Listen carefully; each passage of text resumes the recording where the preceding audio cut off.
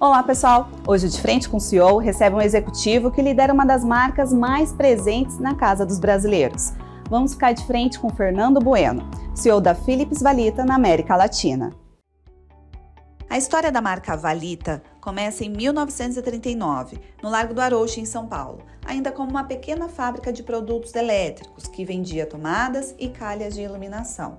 Durante uma crise industrial no Brasil, na década de 40, a empresa passou a produzir motores para ventoinhas, que foi um sucesso, e levou a empresa a fabricar eletrodomésticos no Brasil. Foi neste cenário que a marca Valita anunciou o primeiro liquidificador e o primeiro ventilador no país, entre 1944 e 1945. No início dos anos 70, a marca é adquirida pela multinacional Philips. Mas há um detalhe curioso nessa união. Só no Brasil, os produtos carregam o nome Philips Valita, um reconhecimento da força e da conexão que a marca Valita construiu nesses mais de 80 anos de mercado. E vamos falar com o Fernando Bueno sobre trajetória profissional, lições de carreira e expectativa com o varejo para este ano. Fica com a gente, o De Frente com o CEO começa agora.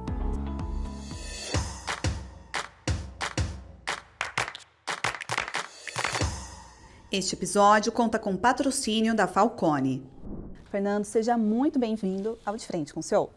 Laiane, obrigado pelo convite, é um prazer estar aqui com você. O prazer é meu, obrigada por nos receber aqui no escritório da Philips Valita em São Paulo. E para começar, eu quero conhecer um pouco quem é o Fernando antes dessa cadeira de CEO. Conta pra gente, Fernando, um pouco da sua origem e como você ingressou no mercado de trabalho. Que interessante, claro. Mas antes disso, eu vou te falar uma coisa, é muito bom que vocês estejam aqui e eu queria que vocês se sentissem em casa. O nosso propósito é transformar casas em lares. Então, todas as visitas que a gente recebe aqui, a gente faz questão de que vocês se sintam como se fosse na casa de vocês, né? Porque essa missão para a gente é muito importante. Bom, quem é o Fernando antes de virar CEO? Fernando é um carioca que estudou engenharia química.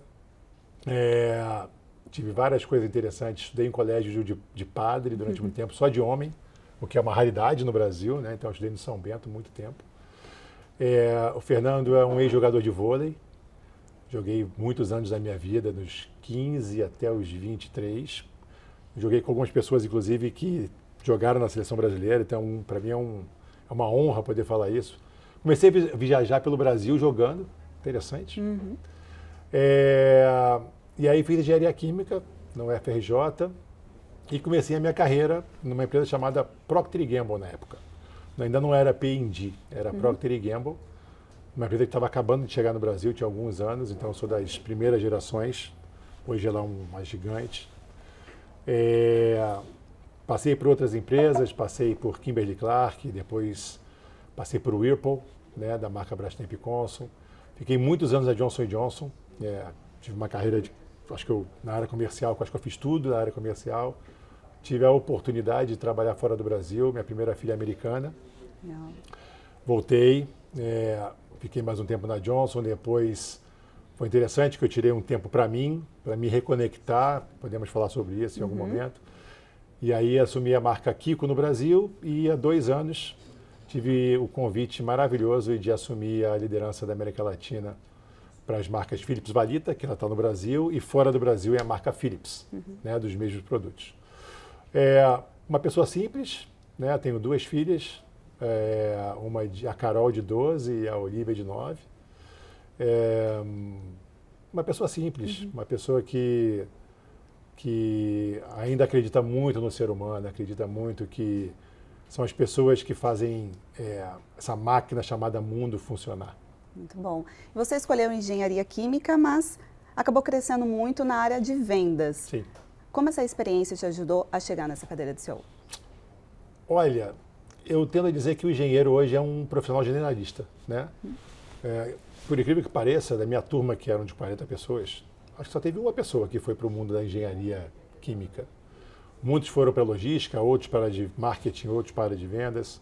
Eu acho que a engenharia ela te ajuda a formar um pensamento cartesiano muito importante. Ela te ajuda a ter uma racionalidade misturada com uma capacidade de avaliar situações e fatos e dados muito rico, né? Então, desde o início, no início da minha carreira, eu comecei como vendedor, né? ele me ajudou muito a modelar o pensamento. Como é que modelando esse pensamento as respostas vinham de uma maneira que fizesse mais sentido e mais rápido, né? Então, eu acho que é uma carreira bastante generalista que pode contribuir, não só para ser quem é CEO, porque nem todo mundo na vida quer ser CEO, né? É uma responsabilidade muito grande.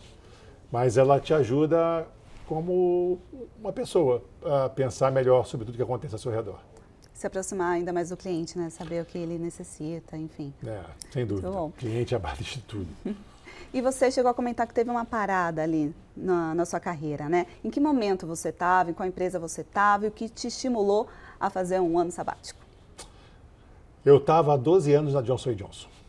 Eu tinha voltado dos Estados Unidos em 2015. E aí, em 2019, acontece esse sabático. Naquele momento, eu estava como o vice-presidente comercial da Johnson para o Brasil, né, que era uma operação bastante grande naquela época. O dólar também favorecia, então, se eu não estou equivocado, era a terceira operação, ou segunda operação do mundo inteiro. Muita pressão, né? E eu com uma filha pequena, e logo depois tive uma segunda filha. Eu acho que aquele momento, naquela posição, aquilo me drenou muito da minha energia vital. Eu acho que aquilo, essa drenagem da energia vital me desviou um pouco de valores que para mim são muito importantes. Não que eu deixei de seguir os valores, mas eu sempre tive na minha vida, desde que de vendedor, os valores vêm sempre na frente de tudo, sabe? A sua essência está sempre importante em tudo que você faz. Eu acho que eu estava talvez um pouco desequilibrado emocionalmente, por esse tema de muita coisa nova pessoalmente acontecendo, uma função super importante, num momento super importante. E aquilo foi me trazendo muito mais um desgaste muito grande. Eu vou dizer até uma coisa aqui interessante, que é engraçada, acho que isso eu nunca falei.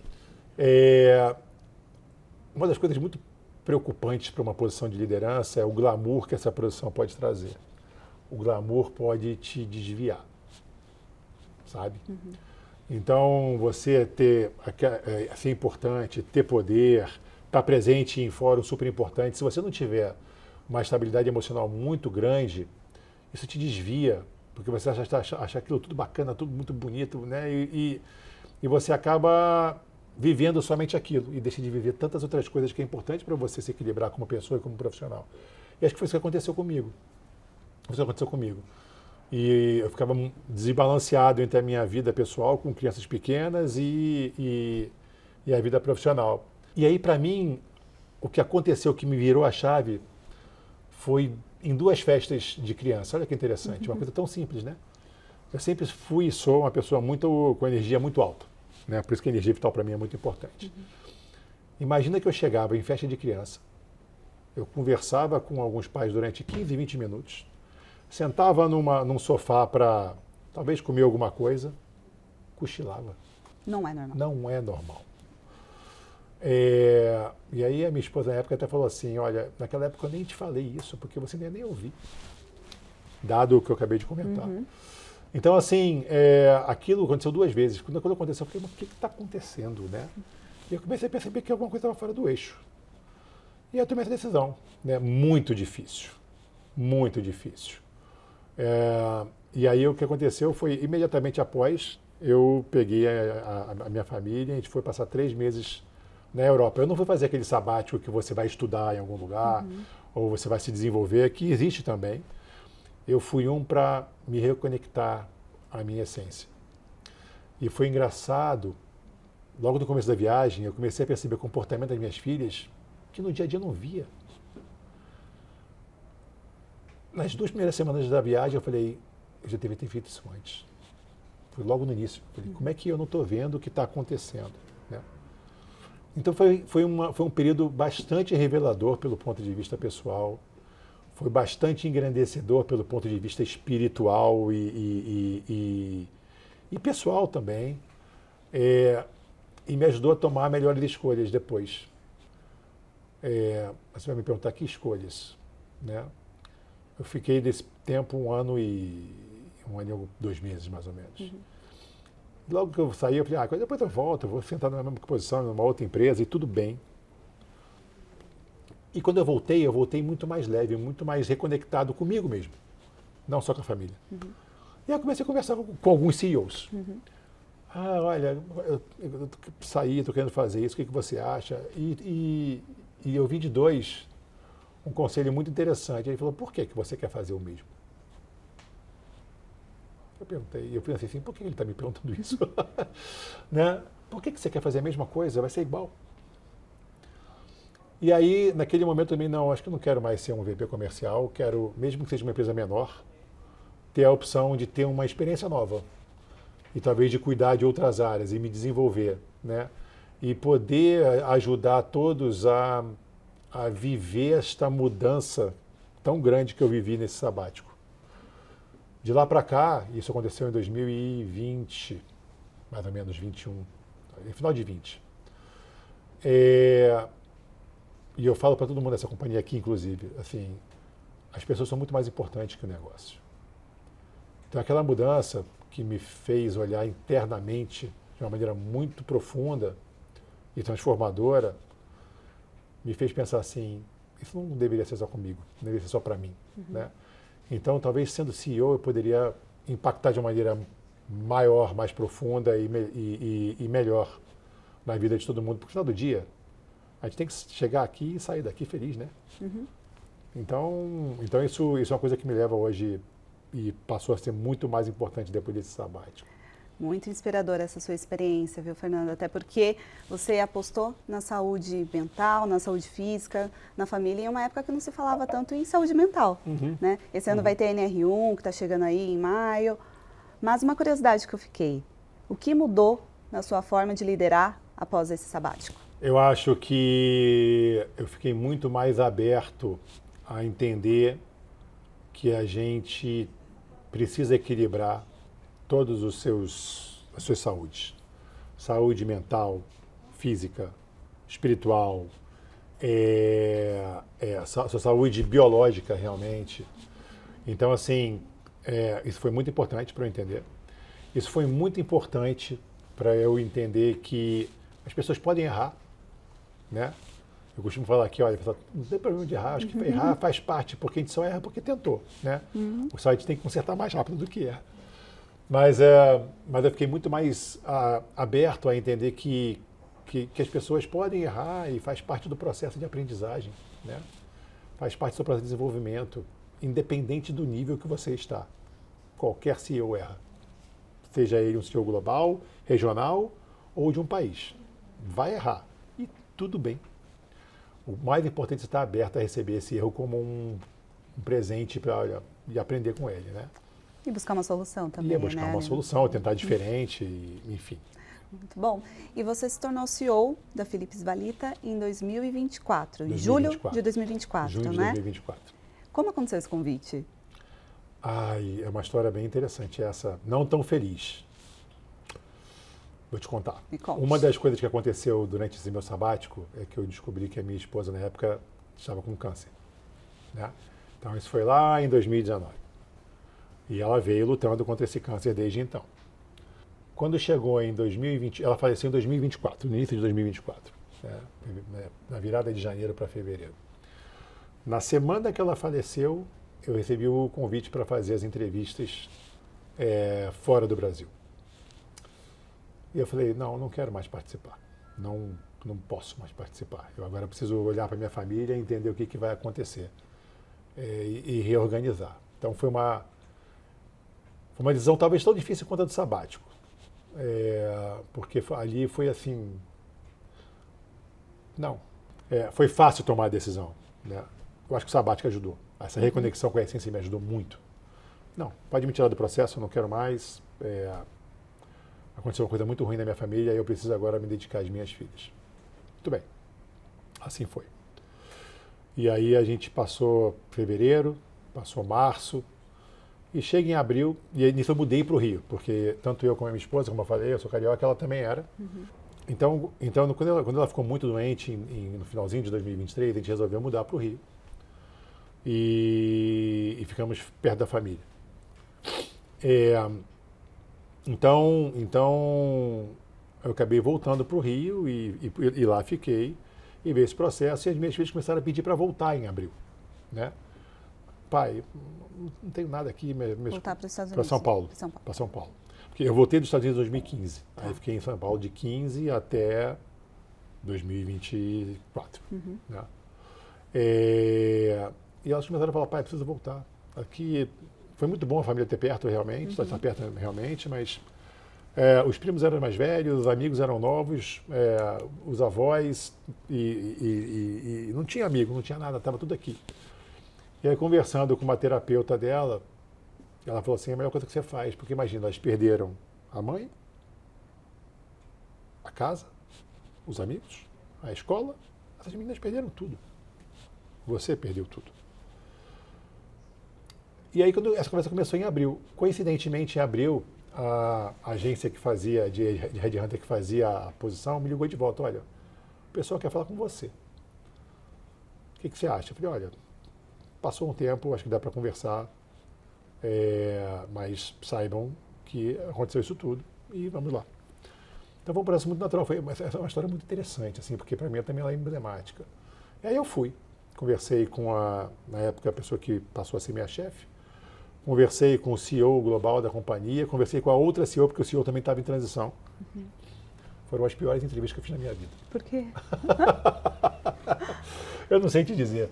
Assim, foram as piores entrevistas que eu fiz na minha vida, assim, pelo ponto de vista de resultado e eu acho que a gente poderia ter explorado várias avenidas e não exploramos. Mas o que foi muito interessante é que eu fui muito verdadeiro, ao extremo. Assim, eu sou uma pessoa muito transparente. Para mim, transparente é o principal valor de todos e eles sabem disso. Quem trabalha comigo sabe disso. Mas eu fui ao extremo, porque aquilo era muito valioso para mim ser daquele jeito. Eu acho que eu ter sido dessa maneira, assim, mudou totalmente o rumo da conversa. Eu não precisava ter falado talvez nada, por ter sido tão verdadeiro, né? E aí foi interessantíssimo, porque quando chegou no final de abril, foi um processo que durou um mês, né? Um pouco menos, um pouco mais talvez, um mês e meio. Chegou no início de abril, eu estava saindo da Kiko, porque é uma empresa muito difícil, pelo ponto de vista, né, cultural. E eu estava vindo e voltando de São Paulo para o Rio. E aí, quando a gente fecha aqui na Philips, ou na Versone, olha que coisa linda. A gente falou assim, olha, por que você não começa em junho e você tira maio para ficar com as suas filhas? Ali, para mim, valeu do que qualquer outra proposta que entraria em cima da minha mesa para eu poder avaliar. E aí, no dia 3 de junho, eu começo aqui e é o primeiro dia que as minhas filhas voltam para o mesmo colégio, para a mesma turma que elas deixaram em dezembro de 23. Então foi muito emblemático, assim, e é por isso que eu tenho um carinho tão grande, talvez, por tudo que a gente faz aqui, porque foi um processo lindo, assim, talvez o mais bonito que eu participei na minha vida inteira. Muito bom. Vão fazer 2 anos que você está na liderança da companhia. E como é que funciona essa rotina aqui? Conta pra gente. A gente está aqui no escritório, mas também tem fábrica em Minas Gerais. Como é que funciona a sua rotina como CEO? Eu vou te contar uma rotina que mistura CEO como pessoa, pode ser? Bora lá.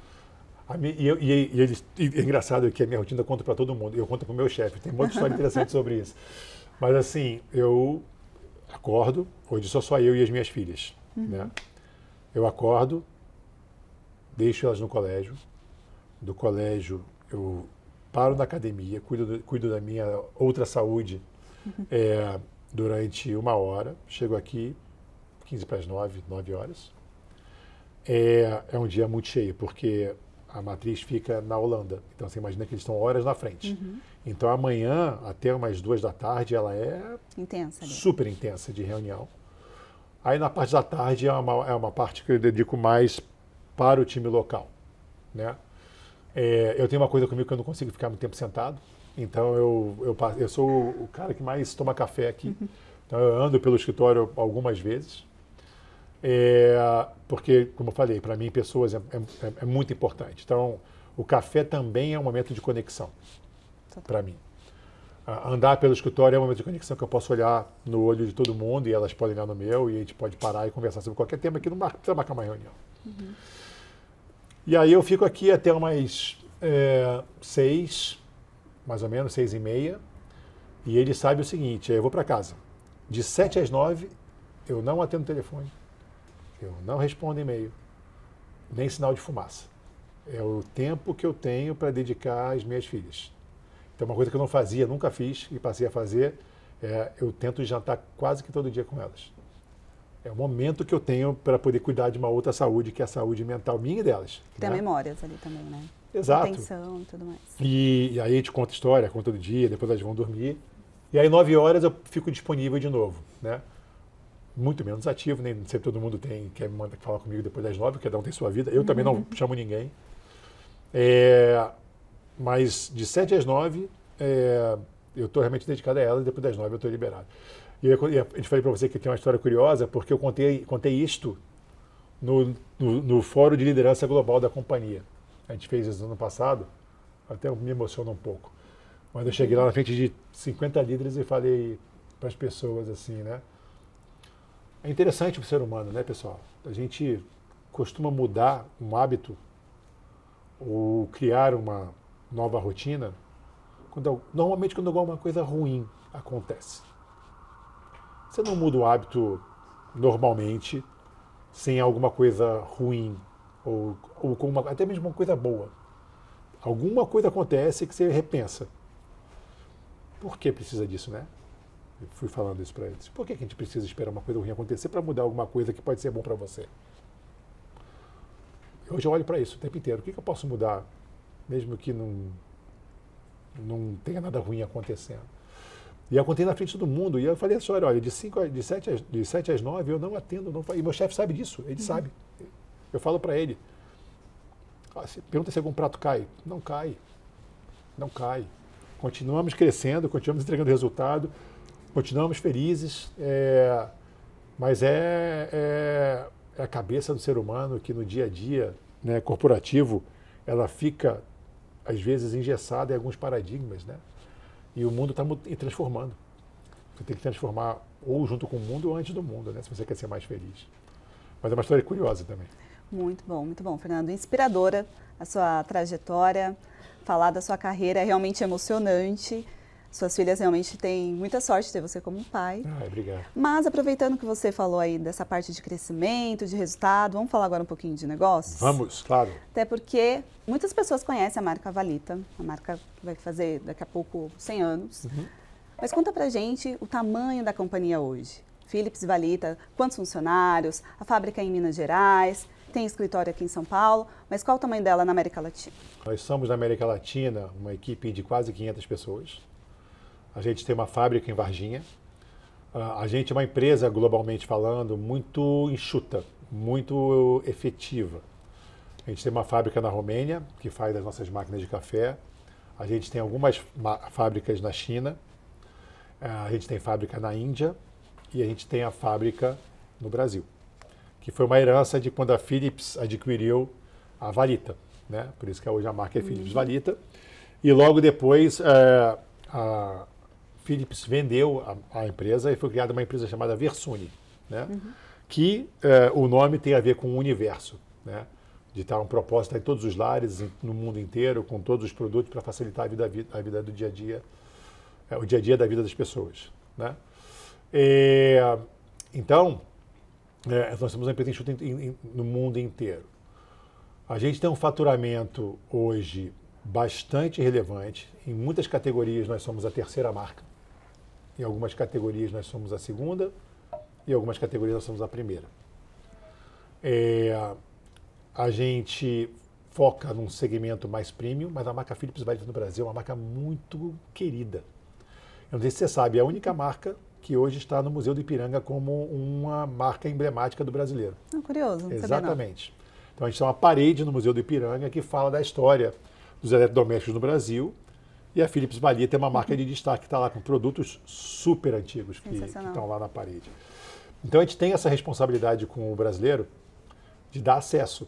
Então apesar da gente se posicionar como uma marca um pouco mais premium, existem vários produtos que a gente lança mais de entrada para o consumidor que quer ter aquela marca que tem a marca Valita, que vem de avó para mãe ou pai, para você.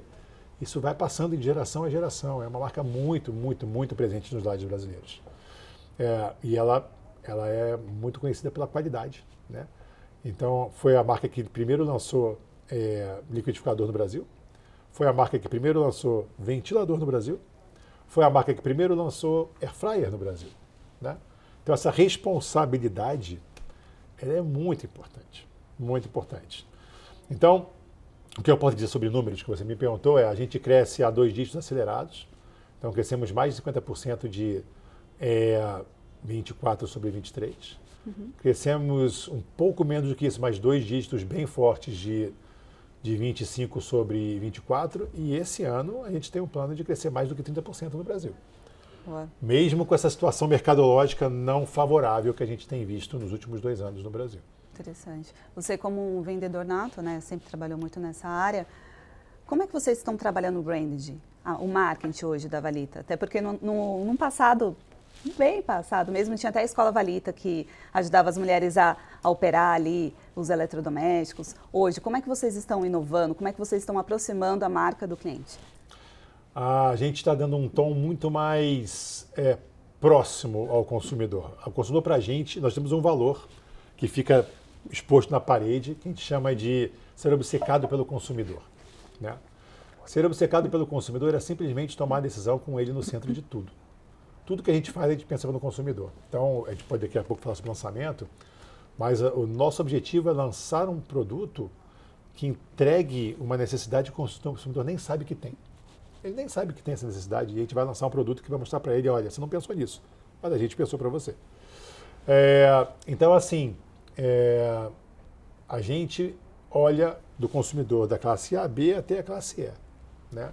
A gente tem liquidificadores que custam R$100 até produtos que custam mais de R$1.000. As cafeteiras, que são nós somos líderes com mais de 30% de share, essas já vão a R$7.000 em alguns casos, né? Então, a marca Philips Valita ela tem a beleza de conseguir percorrer um espectro de consumidor muito amplo, né? Sempre lembrando de que a gente está ali para trazer a qualidade para o consumidor. A gente tem 2 anos de garantia. Se não for a única, aí posso numerar 2 ou 3 somente no Brasil que oferecem 2 anos de garantia. Porque a gente sabe que o consumidor não quer ter o trabalho de ficar comprando alguma coisa que seja descartável. A nossa responsabilidade com a sustentabilidade é gigantesca, né? Hoje nós somos uma empresa carbono zero. Então a gente precisa offsetar qualquer tipo de agressão ao ambiente, né? Então para a gente o consumidor ele é extremamente importante. O marketing vem mudando. A gente tinha um marketing muito tradicional, né? Se você voltar lá atrás, onde hoje talvez as propagandas que tinham de Valita nem possam ser usadas mais, era um marketing muito próximo, começar com uma linguagem muito corriqueira, natural do consumidor. A gente passou por uma linguagem mais focada em produto, isso lá em 2022, 2023, para mostrar superioridade, e agora a gente está reequilibrando isso. Então a nossa linguagem hoje com o consumidor é ser um pouco mais divertido na maneira de comunicar, ser um pouco mais próximo, ser um pouco mais, olha, eu estou na sua casa, eu sei o que você fala, eu converso com a sua linguagem. E a gente tem um grande desafio que é a nova geração, né? A nova geração que é super tecnologia, ele não vai lembrar da herança que a marca Valita tem de produto. Ele quer alguma coisa bacana, né? Um design bacana, com uma funcionalidade bacana, que ele possa pegar o celular e usar pelo celular, e ao mesmo tempo um produto que não dê trabalho para ele ter que levar numa assistência técnica. Então, a gente adequar a linguagem é muito importante. TikTok para a gente hoje é um canal muito importante, né? Muito importante. Influenciador, muito importante. Nosso investimento hoje é basicamente digital. Voltando ainda à questão do resultado, que você comentou que a previsão é de chegar a 30% de crescimento nesse ano, né? Mas tem alguns desafios por aí. Que desafios são esses aqui no Brasil, especificamente? Eu acho que o Brasil nos últimos 2 anos... O Brasil é um país bastante volátil, né? e dependendo do governo, ele impacta diretamente a economia, né? E a economia ela pode mudar bastante. Um fator que vem impactando bastante a gente nos últimos meses é a nossa taxa de juros. Por quê? Porque com a taxa de juros alta, o capital fica mais caro, né? Hoje, o varejo brasileiro é um varejo que necessita, né, da ajuda dos bancos para poder operar, né? Em sua grande maioria. Quando uma taxa de juros fica mais alta, fica mais caro operar.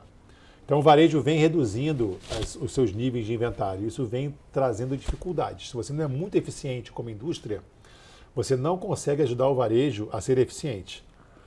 Então, como nós somos também parceiros muito próximos de todos os nossos clientes e reconhecidos por isso, a gente entende a necessidade e tem que se adequar. Então, o nosso trabalho hoje é como é que a gente consegue colocar o produto certo, na loja certa, com a quantidade certa. Eu tenho uma cafeteira que custa R$7.000. Ela não vai estar em todas as lojas.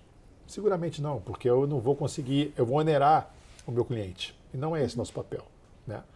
Então, o desafio hoje macroeconômico é o que vem impactando. A gente teve em 2024 um dos melhores anos do negócio de eletroportáteis e talvez em 2025 um dos piores. Pelo primeiro ano, na sequência, a gente teve uma queda da categoria de air fryer. Pelo primeiro ano. Que é o produto mais vendido ou não? É o nosso produto mais vendido hoje, talvez não será em breve, mas é o produto mais vendido hoje. O mercado de air fryer do Brasil é o terceiro do mundo, né? Então ele está atrás da China e dos Estados Unidos. Então é muito significativo. Só que ele vem passando por uma mudança muito, muito, muito dinâmica. Se você voltar 2 anos atrás, era um mercado mais focado em pequenas capacidades. Agora, o que está ditando são as famosas air ovens, né? Que são as air fryers com capacidade de 12 litros ou mais, né? Que conseguem ser compacto, mas ao mesmo tempo ter uma entrega maior. Por quê? Porque o consumidor também está mudando. Ele pode trocar a sua air fryer a cada 3 anos. A tecnologia embarcada de um produto hoje, ela já vai ser diferente da que vai ser em 2027. Ela já vai ser diferente. A gente está migrando para todos os nossos produtos conectados. Os nossos produtos serão operados pelo celular.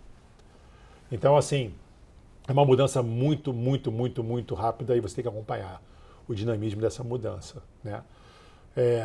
Isso fala na comunicação, isso fala no produto, isso fala aonde a gente vai fazer com que o consumidor encontre esse produto. Né? Muito bom. Falando em produto, quais são as novidades que a gente pode esperar da Philips Valita nesse ano?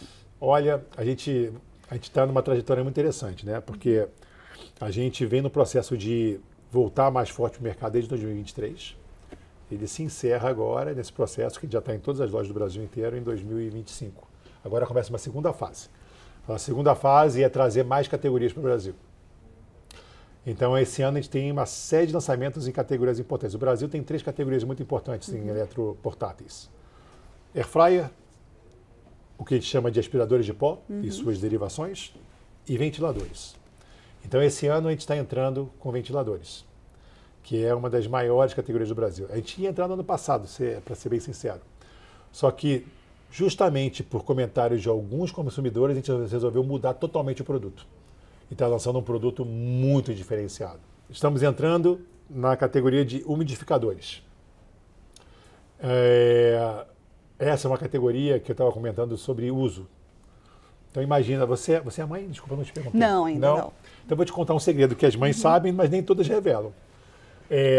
O maior medo da mãe e do pai é quando o filho pequeno dorme e você tem que ir lá desligar a luz e sair sem acordar.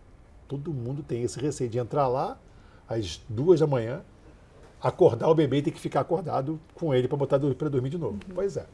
A gente está lançando um umidificador que tem luz, você consegue fazer uma cromoterapia, tem variações de luz. Ele tem aromaterapia, você pode colocar algum tipo de óleo essencial, se você quiser, até para a pessoa respirar melhor ou a criança respirar melhor. Ela regula de acordo com a umidade que você quer, né? Porque a umidade ideal para o ser humano é de 60 e 70, você pode escolher mais umidade ou menos umidade, e ela para na hora que ela chega neste nível de umidade. Ela não fica jogando aquela fumaça o tempo inteiro. E o mais interessante é o seguinte, você opera por aplicativo. Então você pode estar no seu quarto, né? A criança você está com a câmerazinha da criança, ela está dormindo e você vai lá e desliga a luz ou desliga a fumaça do seu quarto, sem ter que entrar no quarto. Hoje não tem nenhum produto que entrega isso. Então, são usos novos que a gente está trazendo para o mercado brasileiro. A gente está entrando de maneira bastante potente no mercado de air oven, como eu falei, hoje já é mais do que 1/3 do mercado. Tem bastante novidade acontecendo. E a gente vai focar em novas air fryers em breve. Então a gente vai sim mostrar para o consumidor que a air fryer não é um produto somente para você fazer coisas simples. Ela pode substituir grandes eletrodomésticos se a pessoa estiver disposta. Então, air fryers que eu vou dizer bem inovadoras, mas que eu não posso abrir muito ainda porque essa é um segredo de Estado e a minha diretora de marketing vai me matar se eu falar. Perfeito. Depois você volta com essas novidades para exame, tá bom? Sem dúvida. Bom, mas considerando todas essas inovações, o Brasil ele está em qual posição no ranking global? O Brasil vem subindo, né? Porque a América Latina, há 2 anos seguidos, é a região que mais cresce no mundo inteiro dentro da Versuni, né? Então o Brasil hoje já está ali na 8ª, indo para a 7ª posição no mundo, né? Porque a gente tem muita coisa para fazer ainda. A gente, como eu falei, as 3 categorias mais importantes são air fryer, aspirador de pó e ventilador. A gente só está com air fryer hoje, está com 2 produtos de aspirador de pó, que são produtos mais premium, né? E a gente talvez vai trabalhar um pouco mais para frente, algumas novidades ainda para dar mais acesso aos consumidores. E a gente está entrando em ventilador. Tem um universo de coisa para fazer. Eu te garanto que em mais 2 anos eu acho que o Brasil vai chegar entre top 5 da companhia. Sensacional. Com esse crescimento acelerado que a gente está fazendo. Muito bom. E considerando todo esse investimento, expansão da fábrica já está no plano? A gente começa com nossos ventiladores sendo importados, né? E muito em breve eles podem ter uma dinâmica de produção diferente e isso impacta diretamente Varginha. Varginha é muito interessante porque é o berço do café, né? Ali é sul de Minas. Tem muita conexão com nossas máquinas de café. A gente tem um carinho enorme por essa fábrica e eu acho que essa fábrica vai ter em breve um futuro bastante brilhante. Muito bom. E você falou muito em tecnologia. E aí vem a dúvida. IA, como é que vocês estão investindo? Quanto vocês estão investindo em IA e como ela já tem impactado o negócio? Nós temos centros de inteligência centralizados. Então, nós temos centros de inteligência de produto centralizado. Nós temos centros de inteligência de design centralizado. Nós temos centros de inteligência de excelência comercial centralizado. E a gente tem um centro de inteligência de IA global. Então, hoje nós temos um time que está 100% focado em IA, sentado em Amsterdã. E ele trabalha desde os conceitos mais simples de IA, usabilidade no dia a dia de trabalho, até IA embutida em produto, né? O futuro será de produtos conectados por aplicativo, conectados por comando de voz e com o uso de IA. A gente está neste momento investigando como a gente vai aplicar o IA dentro do nosso próprio site, porque a gente quer ter um site cada vez mais conversacional com o consumidor. De novo, naquela linha de estar buscando a proximidade com o consumidor. Então a gente opera com IA em várias avenidas de desenvolvimento, produto, consumidor, dia a dia de trabalho e aplicabilidade dentro da usabilidade do produto, né? Então é o futuro. É muito importante para a gente. Esse time era de uma pessoa, já virou de 5, hoje a gente tem algumas dezenas de pessoas trabalhando nisso. E tende a expandir, né? E tende a expandir. Considerando essa parte de vendas online, quanto o e-commerce representa hoje? Representa bastante, mais da metade do negócio. Mais da metade? Mais da metade do negócio. Vou dizer o porquê.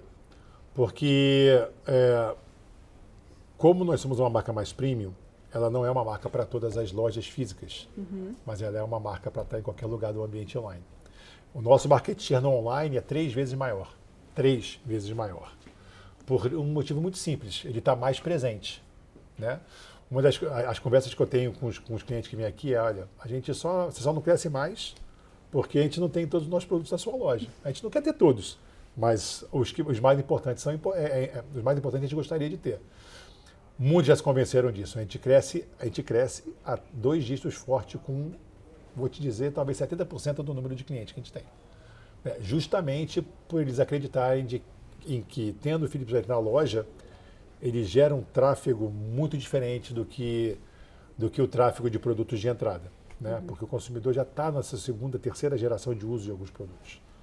E ele quer um produto melhor, maior, mais eficiente, né? Essa história de que eletroportáteis consomem muita energia faz parte do passado, isso não existe mais. Fernando, estamos indo agora para o nosso último bloco, até porque o tempo está acabando aqui, vou acelerar para conseguir um pouco mais da sua agenda. E por isso, uma dúvida que fica aqui sobre cultura. Como você pode definir hoje a cultura da Philips Valita? O que mudou e o que não mudou nesses anos? Até porque rumo ao centenário, né? Eu acho que a cultura não é uma coisa que muda da noite para o dia, né? Você vai transformando a cultura ao longo do tempo. Uhum. E a melhor coisa para construir uma cultura é o exemplo, né? A cultura que eu gostaria que essa empresa tivesse, eu tenho que viver ela 100% do meu tempo. Uhum. O time de liderança da companhia tem que viver ela 100% do tempo.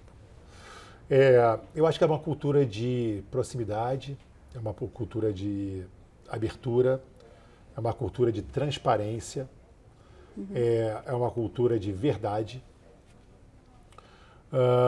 É uma cultura de que, fundamentalmente, as pessoas são mais importantes do que o negócio.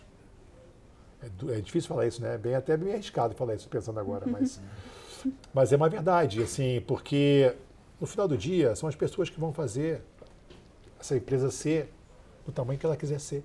Ela não vai sozinha, né? Então, se as pessoas estão felizes, se as pessoas estão vendo valor, se as pessoas estão entendendo claramente para onde que é a estratégia, tudo fica mais fácil, tudo fica mais leve, né? A gente tem uma pesquisa de engajamento que roda 2 vezes por ano. A América Latina foi a melhor nota de pesquisa de engajamento do mundo inteiro. Justamente por essa clareza de comunicação, essa proximidade. Eu faço porque eu gosto, mas o efeito de eu levantar, andar pelo escritório, tomar o café, ele vai muito além do que faz bem para mim. Uhum. Muito, muito além. Ele toca todo mundo, ele mostra para as pessoas o que acontece. Vou dar um exemplo. Eu fui na fábrica, e vou voltar para a mesma história. Eu fui na fábrica e a gente às vezes faz lá uma reunião com todos os funcionários da fábrica, o pessoal de chão de fábrica. Uhum. E eu contei essa história das 7 às 9, que eu não atendo nada. Para todo mundo. Uhum. Muito bem, contei isso num período, passaram-se alguns meses. Talvez 2, 3, 4. E aí eu estou andando na fábrica, uma pessoa me para, toca no meu ombro e pergunta, tudo bem? Eu sou a pessoa tal, sou operador aqui da linha Y. Eu queria te falar uma coisa. Você lembra quando você veio aqui, você falou isso? Que você não atende telefone, que você fica com as suas filhas de 7 às 9? Eu falei, claro que eu lembro. Eu devia fazer em casa. A minha vida mudou. As minhas filhas estão mais felizes. Eu estou mais feliz. Eu estou vindo para trabalhar aqui muito mais feliz do que eu vinha. Você quer presente maior para um líder do que ouvir isso de uma pessoa que você, obviamente, não conhece pessoalmente, uhum. E falar que por uma coisa que você foi transparente, se você falou o que você acredita como cultura desta organização, das pessoas terem as suas vidas, ter causado impacto tão lindo e tão grandioso na vida de uma outra pessoa. É isso que é cultura. É você viver o que você acredita e poder dizer para as pessoas o que você acredita. O exemplo inspira, realmente, dentro da empresa, né? E falando em exemplo, tem algum líder que você se inspirou? Eu acho que eu tenho muitos, assim, sabe? Eu tenho líderes que eu passei no mundo corporativo, muito importantes, né? Que justamente me mostraram essa questão que a gente pode ser um profissional, mas ao mesmo tempo ser um ser humano. Não existe ser humano e profissional. Vida pessoal e profissional. Você é um único... Não são duas entidades. Uhum. Né? É uma única pessoa que em alguns momentos talvez esteja com foco em algum momento diferente entre a vida pessoal e a profissional. Então eu gosto muito de falar do André Felicíssimo, né? Assim, é um cara que também é da primeira geração da Procter & Gamble. Hoje ele é o presidente da Procter & Gamble do Brasil. Tive conversas muito profundas com ele que me ajudaram. Eu falo para ele, às vezes você nem sabe das conversas que a gente teve. Eu curiosamente convidei ele para fazer uma palestra na minha convenção desse ano. Foi maravilhoso. E eu falei para ele isso, falei, você talvez não lembre do dia tal que a gente sentou no Shopping Morumbi e você me falou isso. Então, para mim, ele é uma pessoa que me inspirou. Tive 2 pessoas na Johnson que me ajudaram muito, né? Hoje um deles toma uma posição parecida à minha, ele é o líder da América Latina, que é o Leonardo Curado. A ter esse equilíbrio emocional e a importância de tomar decisão com tranquilidade, né? E quando eu vou para fora, eu acho que eu não sou uma pessoa que defende a política com tanta intensidade, mas eu sou bastante fã do Barack Obama. Bom. Bastante fã, assim, pela maneira clara que ele comunica, pela clara que ele diz o que é importante, pela maneira equilibrada que ele tem e pela família que ele formou, né? Para mim é um líder bastante completo, assim, sabe? E vê-lo falar, vê-lo atuar, inclusive depois de ter sido presidente, com a mesma dinâmica, com o mesmo pensamento, né? Com a mesma linha mestra de valores, é uma pessoa que me inspira. Normalmente as pessoas que têm um valor muito forte me inspiram de uma maneira bastante intensa. Propósito claro ali, né? Exatamente. Fernando, estamos num bloco de liderança e todo líder tem ali seus desafios, né? Quais foram os maiores desafios que você teve nesses quase 2 anos sendo o CEO da Philips Valita? Super interessante a pergunta, né? Porque acho que desafio a gente vive todo dia, né? Desafio, de novo, na vida pessoal, na vida profissional. Para mim, desafio é uma delícia, porque eu vejo o desafio como um desenvolvimento. Se eu tivesse que escolher os desafios mais importantes que a gente teve nesses últimos 2 anos, eu vou elencar 2. Primeiro foi uma mudança de estratégia, logo que eu cheguei. 3 meses depois, observando o que estava acontecendo, a gente estava muito focado em ganho de market share e volume a qualquer custo. Ele funcionou muito bem durante um período da companhia, no seu ganho de distribuição, na volta para o mercado brasileiro. Porque a Philips ficou um pouco morna entre 2018 e 2020, né? E voltou com bastante intensidade depois de 2023. Então, naquele momento, a gente precisava estar muito rápido nos pontos de venda, como eu falei. E então era um foco muito grande por volume. Eu falei, esse jogo a gente não sabe jogar. O nosso jogo é em diferenciação, o nosso jogo é em conhecer o consumidor, o nosso jogo é trazer produtos inovadores, ao mesmo tempo que a gente mantém a aspiração que a marca tem para os consumidores brasileiros. Então a gente mudou a estratégia totalmente, que foi conseguir navegar tanto na comunicação como na execução de ponto de venda, a sair de focar 100% nos produtos nossos mais baratos, a ter uma visão de que a amplitude do nosso portfólio joga muito positivo pelo ponto de vista de um círculo virtuoso de crescimento. Porque foi uma mudança radical, né? Nem para os clientes e internamente. Então, explicar que a gente precisava mudar a etapa da jornada, sabendo que a primeira foi importante, foi muito difícil. Porque às vezes quando você está numa jornada que vem dando certo, a gente talvez não queira mudar, né? Está tudo dando certo. Mas se você não consegue enxergar onde está a próxima onda, né? Aquele famoso, o que título você tem aqui não vai te levar para outro lugar, que é bem usual, mas é uma verdade. Eu acho que a grande habilidade dos líderes é tentar enxergar a segunda onda antes de qualquer outra pessoa daquela organização. E dizer, olha, o caminho tem que ser por ali. Porque aqui vem funcionando, vai funcionar, mas vai parar de funcionar em algum momento. Então, explicar esta mudança foi um grande desafio.